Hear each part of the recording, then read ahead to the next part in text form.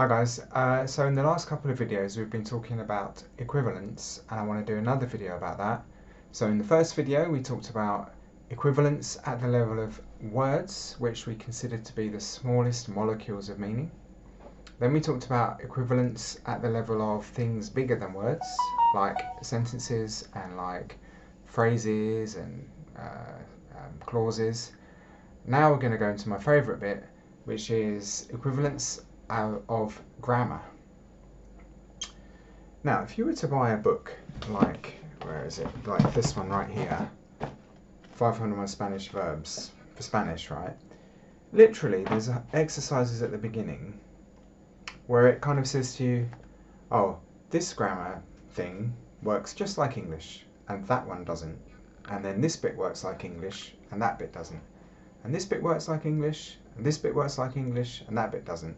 And you basically just have to learn the bits that don't work like English. So you're learning 10% of the language. You already know most of it. It's, yeah, great fun. But with Chinese, unfortunately, life is much, much, much harder. You get a book like Language Toolkit or something. Every single thing in here will be different. I'm just going to randomly go to one. Object, a noun, pronoun, or noun phrase, blah, blah, blah, blah, blah, with the transitive verb. Okay, we know that. Well, Chinese, does it have the... It's not really subject, verb, object like English. It doesn't go, the boy kicked the ball. Chinese is what they call topic comment, so it will be, the ball was kicked by the boy. Or, as for animals, I like pandas. The subject isn't really the I, it's the sort of... You set the topic and then you talk about it. So immediately, the first one we don't have. The next one I've picked up here is neither, da-da-da, nor, da-da-da. Again, don't really have that in Chinese. I'm trying to think if there is an expression like that. Neither something. No, there isn't. No. They do have patterns where it's like 虽然但是 and things like that, although something, something, something. In fact, that's even different. In Chinese, so you'd say 虽然, although, something, something, something, comma, 但是, which means but. Although I'm happy, but I don't want to change my job. Although I'm young, I have grey hair. They still have to say but, although, 虽然是, 但是. In English, we would just say, although I'm young, comma, I have grey hair. You don't need the word but. One thing you can tell, a lot of Chinese writers speaking in English will add the English word but, thinking that it's equivalent. And because it's not wrong enough to sort of trigger an alarm bell, it kind of passes through, and you see it even in quite good writing that was written by Chinese natives. You see, although, but it's actually wrong, isn't it? We don't say that. So yeah, every single grammar point is going to be different. Whether it's tenses, whether it's morphology, whether it's syntax. Syntax is the rules of how you clump bits together to like go and going and things like that. Any aspect you can think of will be different, and every aspect presents a new challenge. And I'll tell you something, I've been translating a long time and I still find challenges every day, like new areas where I go, So if you imagine there are languages where you say 1 cup, like my nice cup of tea here. I'm going to have a bit. Oh, that's good tea. Indian Darjeeling first flush tea, very nice. 1 cup, 2 cups, and then 3 cups. For some reason in English, we don't really need a word in terms of grammar. We only distinguish between one or many. Many can be 2 or 3 or 4 or 5. So you say, my computer, how many computers have I got? 1. My computers, how many have I got? Probably 2 logically, but maybe 3, maybe 4, maybe 5, maybe 6. It's amazing when you think about it. Why don't we care about that? Why do we just accept people saying, you know, zoos in the UK? Well, how many? How many are there? Just all we're doing is saying there's more than 1. You know, and it's kind of weird that we're so incomplete, and it doesn't bother us at all. We're quite happy to we only distinguish between 1 and many. And many can be 2, 3, 4, 5. Now, Chinese goes a step further. In Chinese, you don't even distinguish between 1 and 2. Everything is a book. A book. Book. I'm being a bit naughty. Shu, I should say in Chinese. Shu. Shu. Shu. Book.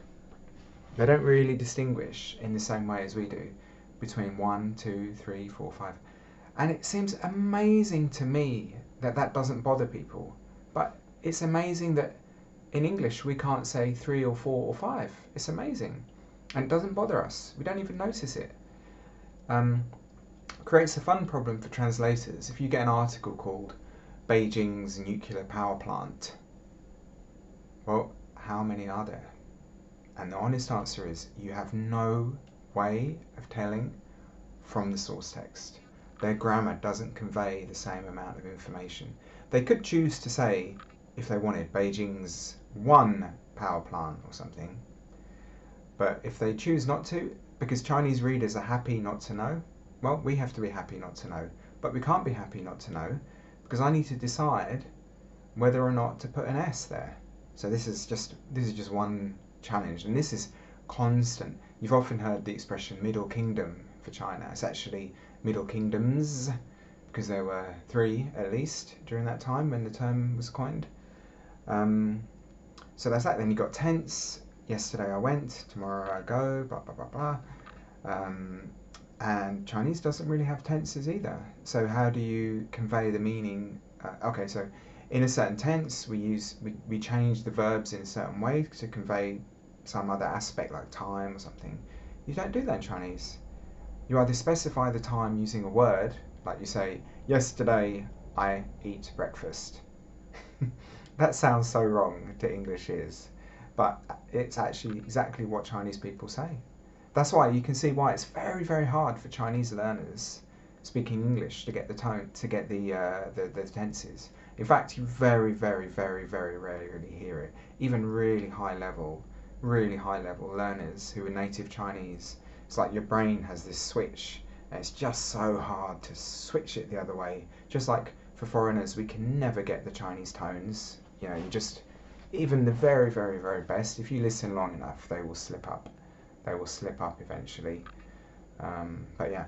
So yeah, equivalence above the word level, there's a whole bunch of different strategies, but don't feel like because it was in the grammar in the Chinese, it also has to be in the grammar in English. It doesn't at all. You can take it from the grammatical, it's sort of hidden in the grammar. You can pull it out and use an actual word in the English to represent it. I remember once I had a big fight with a client. In fact, I ended up having, well, it was a big fight.